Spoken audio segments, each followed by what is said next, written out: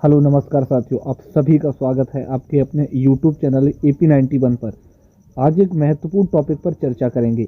Unified pension scheme जो केंद्र सरकार 1 अप्रैल 2025 से लागू करने जा रही है। यूनिफाइड पेंशन स्कीम में क्या बदलाव है, उसके विवरण को समझेंगे। लेकिन इस बदलाव के विवरण में 5 ऐसे पॉइंट हैं जो यूनिफाइड पेंशन स्कीम में परिवर्तन होना बहुत ज़रूरी है। इसलिए हम इस मुद्दे को उठा रहे हैं, क्योंकि 10 मार्च को सदन में यह बात को उठाया गया है कि यूपीएस यानी यूनिफाइड पेंशन स्कीम एकीकृत पेंशन योजना जो 1 अप्रैल 2025 से प्रभावी होगा।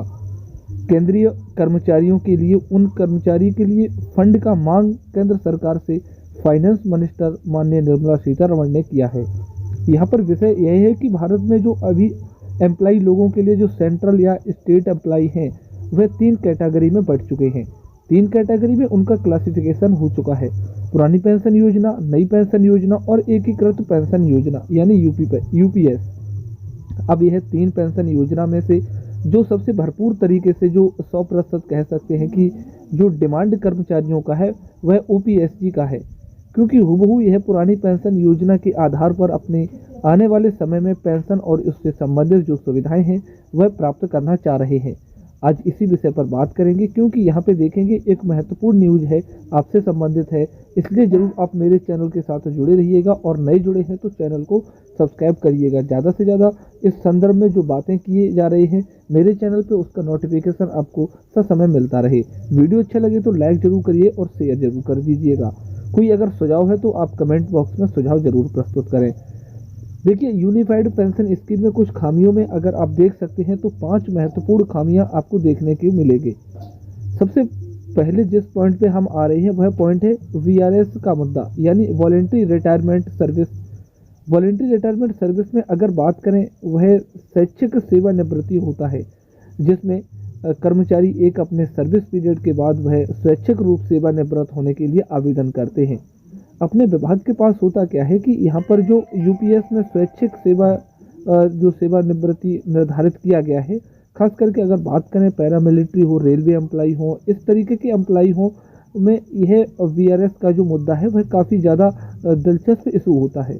वीआरएस में क्या यूनिफाइड पेंशन स्कीम में नियम बनाया गया है कि आपको कम से कम 25 वर्ष का सेवा देना होगा, उसके बाद ही आप वीआरएस को अप्लाई कर सकते हैं। लेकिन अगर वीआरएस 25 वर्ष से घटाकर 20 वर्ष कर दिया जाए, कर्मचारियों का एक महत्वपूर्ण एम्प्लाई का एक महत्वपूर्ण मांग है कि इसे 20 वर्ष कर दिया जाए।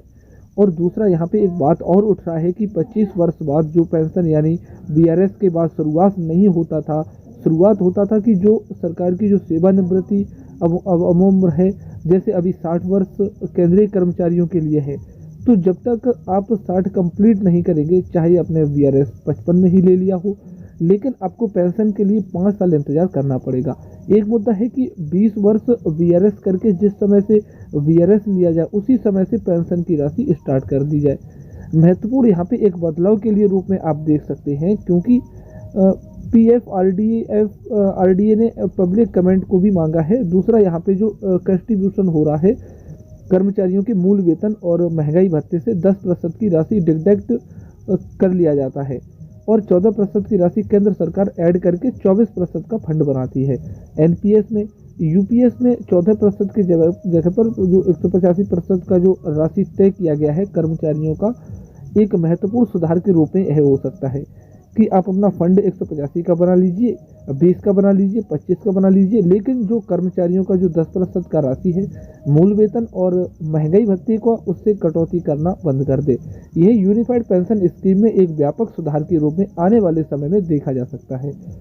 तीसरा यहाँ पे बात आ रहा है कि जिन कर्मचारियों अगर एनपीएस से यूपीएस की ओर जा रहे हैं, ऑप्टिकल कर रहे हैं यूपीएस को, तो जो उनका 10% की राशि अभी तक कट चुका है उस 10% की राशि आप वापस कर दें, ताकि जो कर्मचारियों की कटौती राशि है उसका अंश उन्हें प्राप्त हो सके। चौथा, यहाँ पे जो पेंशन की मांग चल रही है कि जो आप न्यूनतम 10 वर्ष और अधिकतम 25 वर्ष जो निर्धारित किए हैं, क्योंकि 50 पर पेंशन के लिए जो आपको 25 वर्ष की सेवा अवधि होना जरूरी है। अगर 25 वर्ष से कम है और 10 वर्ष से ज़्यादा है तब आपको अनुपातिक पेंशन रेशियो पेंशन मिलेगा। उस कंडीशन में लोगों को यह अब लगने लगा है कि आने वाले समय में इस रेशियो पेंशन के नाम पे कॉपर्स फंड से जोड़ दिया गया है, जिस कारण से हमारा पेंशन का जो राशि होगा वह काफ़ी कम हो जाएगा। यानी इस रेशियो पेंशन को भी समाप्त करना एक बहुत बड़ी केंद्र सरकार की जिम्मेवारी है। कमिटेड वैल्यू की अगर बात करें तो इस पर कंप्यूटर के लिए जिस तरीके से ओपीएस के लिए भी यूपीएस में भी निर्धारित किया जाए। अब यहाँ पर एक मुद्दा ये है कि जिसे आप देख सकते हैं कि यहाँ पर जो आप मुद्दे देख रहे हैं, यूनिफाइड पेंशन स्कीम, जो अब इसको लेकर पीएफआरडीए ने 17 फरवरी 2025 तक एक पब्लिक कमेंट मांगा था कि जो भी यहाँ पर अगर आपको एनपीए यूपीएस से संबंधित अगर कुछ बात को कहना है तो आप पब्लिक कमेंट में ईमेल के माध्यम से आप कह सकते हैं। लेकिन अभी तक इसका कोई कुछ दिशा निर्देश जारी नहीं हुआ है कि पब्लिक कमेंट पर पीएफआरडीए ने क्या संज्ञान लिया है।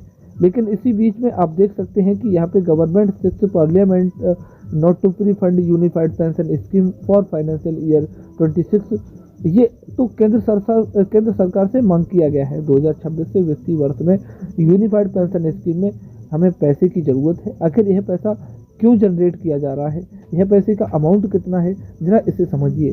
केंद्र सरकार के वित्त निर्मला सीतारमण ने सदन में इस बात को मांग उठाया था कि हमें पैसों की ज़रूरत है फाइनेंशियल ईयर 26 के लिए, और यह हमको सप्लीमेंट्री डिमांड है। सप्लीमेंट्री डिमांड में यहाँ पे जो डिमांड किया गया है वो 5,400 करोड़ केंद्र सरकार ने डिमांड किया है। अब इसे जो अप्रूवल मिला है उसमें से लगभग करोड़ों रुपए जो है वह यूनिफाइड पेंशन स्कीम के लिए यहाँ पे जनरेट किया गया है। यह एक बहुत बड़ा महत्वपूर्ण इशू है। एक तरफ देख रहे हैं कि जो कर्मचारी इसको लगातार इस चीज़ को जो मांग उठा रहे हैं पूरी तरीके से, ये शुरुआती दौर पे यूपीएस के फंड के जनरेट करने के लिए मांगा गया है। अभी देखिए क्या होता है कि 10% की राशि आपके एनपीएस में कट रही है, 14% केंद्र सरकार दे रहा है। यहाँ पे 10% की राशि अगर आप यूपीएस में जाते हैं तो आपको कटते रहेंगे, और 185% केंद्र सरकार यहाँ देगा। टोटल यहाँ पे जो राशि हुआ वह 258% हुआ। लेकिन ये 258% आपकी राशि अकाउंट में जमा नहीं होंगे। आपके अकाउंट में जो राशि जमा होगा, अमाउंट जमा होगा, वह 20% जमा हो पाएगा। जहां एनपीएस में 24% राशि जमा हो रहा था, वहां यूपीएस में 20% होगा। तो ये बचा हुआ जो 85% है, जो 8.5 करके जो है, ये कहाँ चला जाएगा? तो ये पूल का पर्स बनाया गया है उन कर्मचारियों के लिए जिनका सर्विस अवधि केंद्र में कम रहा है, यानी 10 साल से थोड़ा सा ज़्यादा और 25 साल से कम। उस कंडीशन में यह 85% का जो पूल का पर्स है, इस पूल का पर्स के माध्यम से उन लोगों को पेंशन की राशि दिया जाएगा। अब मुद्दा यह है कि शुरुआती दौर में ही जब 1 अप्रैल 2025 से यूनिफाइड पेंशन स्कीम जो लागू होगा, और यहाँ पे 26 के फाइनेंशियल ईयर में जो करोड़ों का सप्लीमेंट्री डिमांड हो चुका है यूपीएस फंड के बनाने के लिए, तो यहाँ पे इस मुद्दे को हमने इसलिए उठाया है क्योंकि यहाँ पे 23 लाख सेंट्रल एम्प्लॉई और अगर स्टेट एम्प्लॉई के साथ अगर ऐड कर दें तो लगभग इनकी संख्या 90 लाख के आसपास में एम्प्लॉई हैं जो अभी एनपीएस में कवर हैं। केंद्र और इसके तर्ज पर राज्य और अगर यूनिफाइड पेंशन स्कीम को लागू करता है केंद्र सरकार की तरह, तो जब केंद्र के स्कीम में अगर 7700 रुपये की शुरुआती दौर में सप्लीमेंट्री डिमांड हो सकता है, तो राज्य के लिए भी एक बहुत बड़ा, यह आने वाले समय में एक बहुत बड़ा फंड की आवश्यकता राज्यों के लिए भी पड़ सकता है। एक महत्वपूर्ण वीडियो था आपसे संबंधित। अगर अच्छा लगा है तो वीडियो को लाइक ज़रूर करिएगा और दोस्तों के पास में शेयर ज़रूर करिएगा। ठीक है, thank you, all the best.